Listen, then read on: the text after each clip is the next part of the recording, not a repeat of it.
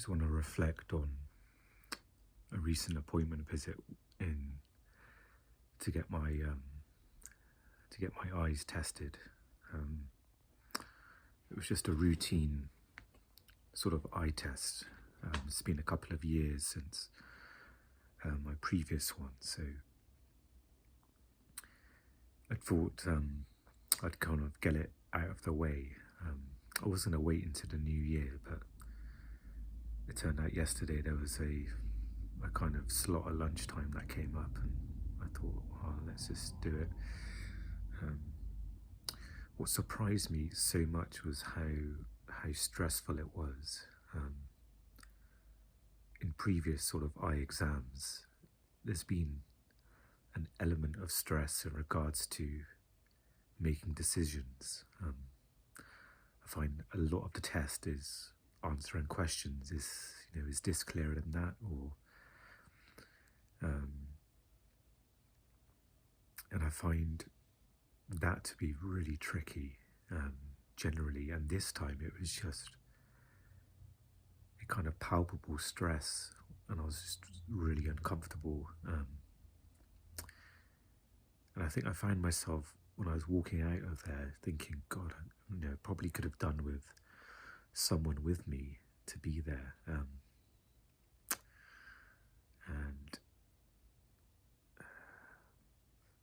I'm not sure. And I think what would be helpful, I'm not sure if this service is available really. That's another thing about sort of accessing services, is quite a tricky thing as well, to know what's available. But I'd probably be more comfortable with someone who's there that I don't know, like from some kind of organisation to help, people in difficulty. And I think I find it really tricky where it's quite fast moving as well. The optometrist was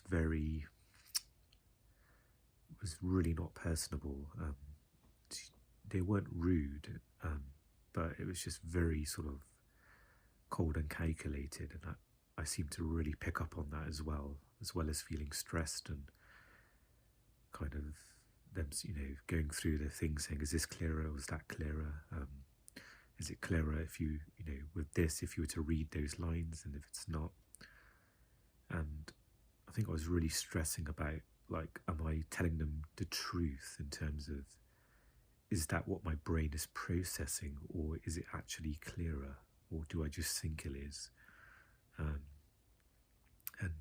I just wasn't trusting myself, and at the time I wasn't able to communicate really those kind of thoughts. I think in the past I may have done that. I may have said, I'm really not sure, and I have a feeling they may have said, just give it your best sort of guess, or your best attempt to see when you decide. And so, I did all these sort of different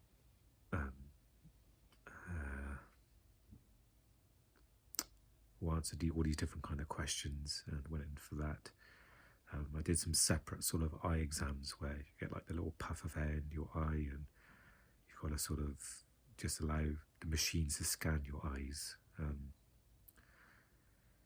so, at the end of like that examination, I was really just extremely overwhelmed, extremely stressed, overstimulated. It's hard to pick the right word, but I can almost sense there was a compression of my mind just being completely squeezed and at the same time stretched. It's kind of what it felt like.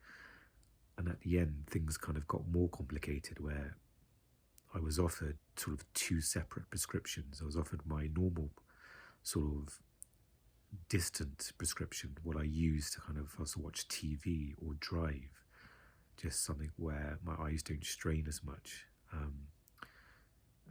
And that's kind of my normal sort of prescriptions I've been getting over the years. But this time they said there's also a reading prescription we can give you, so where, when kind of up close, your eyes will relax a bit more. So it was really difficult to process whether that was necessary or not. I can imagine, they're a business, so they're going to obviously promote, they're going to obviously promote sort of more products, and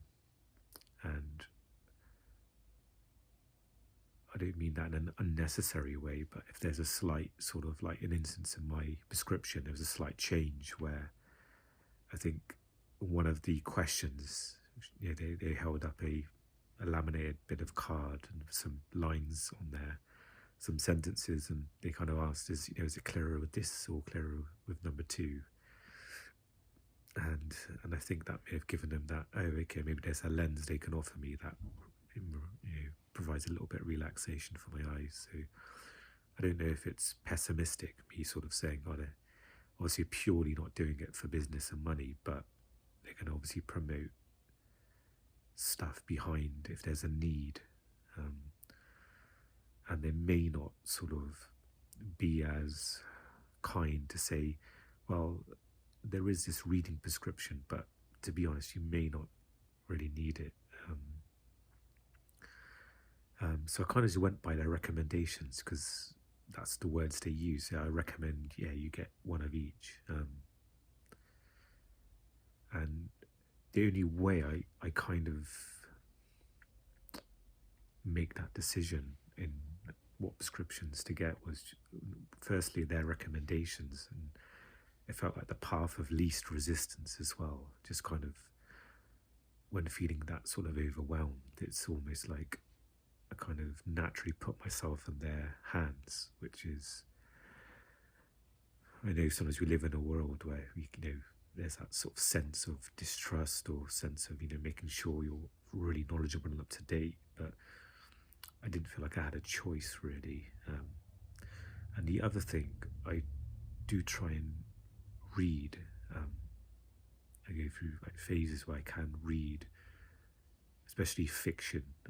Non-fiction I can only read or something that's really difficult to kind of understand, which is usually that kind of stuff, non-fiction or a book about autism, or I can only read in very small bouts, but fiction I can read for longer. So I thought, maybe it will give me a bit of relaxation for my eyes by having that, but I think it was just hard to process the complications of having sort of 2 separate glasses. I just almost wanted to reconstruct how my days and weeks would go with both of the glasses, and is it going to be practical to have reading glasses? Am I going to bother sort of changing my glasses, and is it worth the extra money of paying for another frame?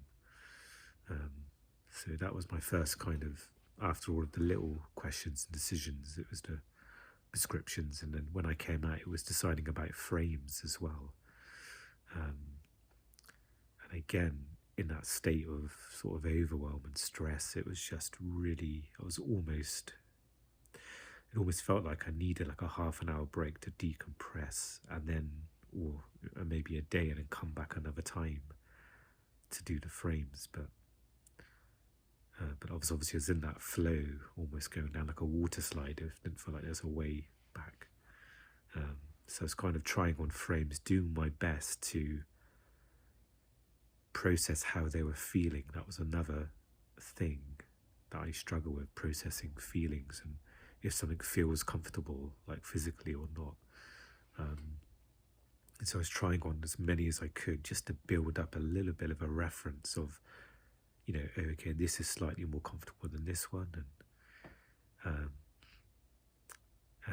I think there was a few frames I was kind of considering.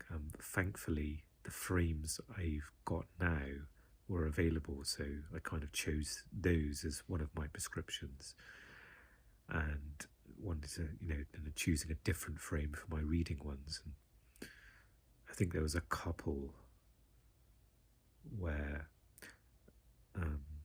they kind of felt comfortable-ish, and I could choose between those. Then one felt slightly more comfortable than the other.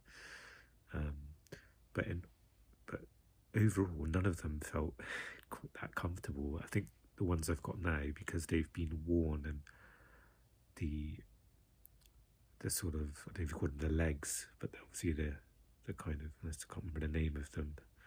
Those have kind of been stretched a bit, so they're quite comfortable on me. And every frame I wore, they were quite tight. And so I kind of did comment on that to say, oh, did they like loosen up?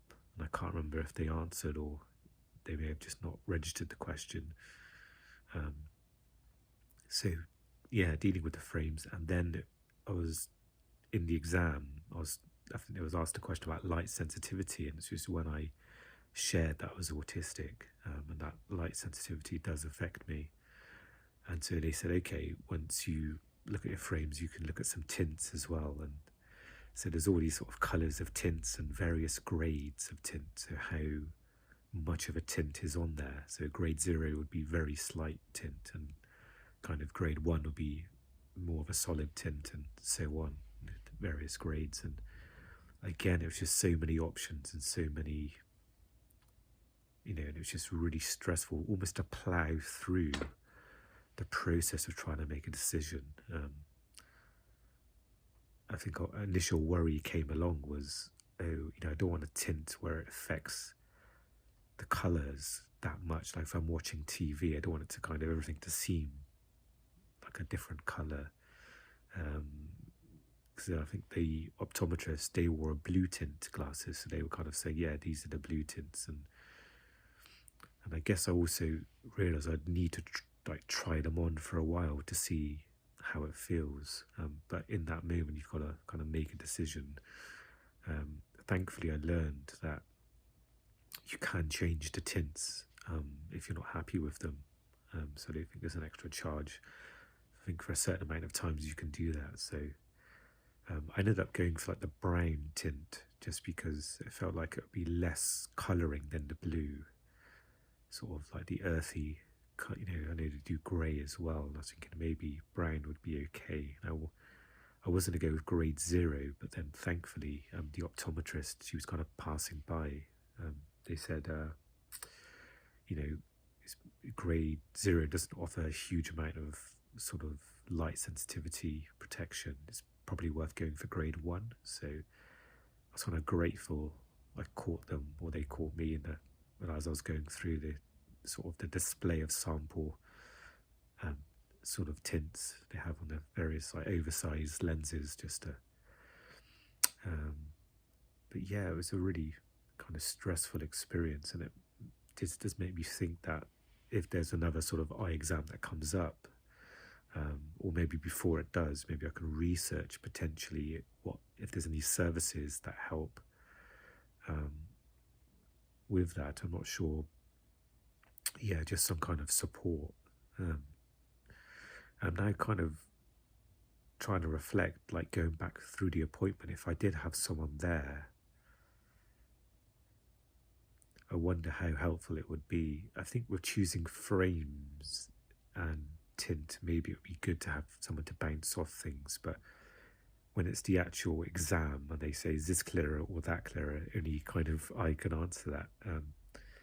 But maybe in that scenario, I could sort of have said to like my so-called support person there, like, I'm actually not sure, and I'm worried that that may affect, getting an accurate prescription. And even thinking through this and imagining it, I wonder if it feels rude that like I would kind of talk to them about it without talking to the optometrist, if you know what I mean, having like a side huddle. Maybe that's just my sensitivity about that, about not sort of being overly aware about social things like that. But yeah, just some things to consider. Yeah, I feel like a learning of that would be that maybe some support would be needed for that kind of appointment again. And yeah, it just caught me off guard too, because I've gone through eye exams for the last sort of 7-8+ years, maybe last 10 years, every sort of couple of years as you get sent a letter for an eye exam. So it just sort of shocked me a bit of how much I was affected by it. And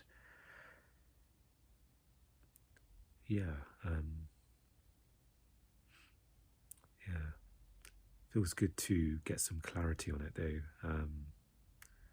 and understand that maybe similar appointments, that some more support perhaps might be needed.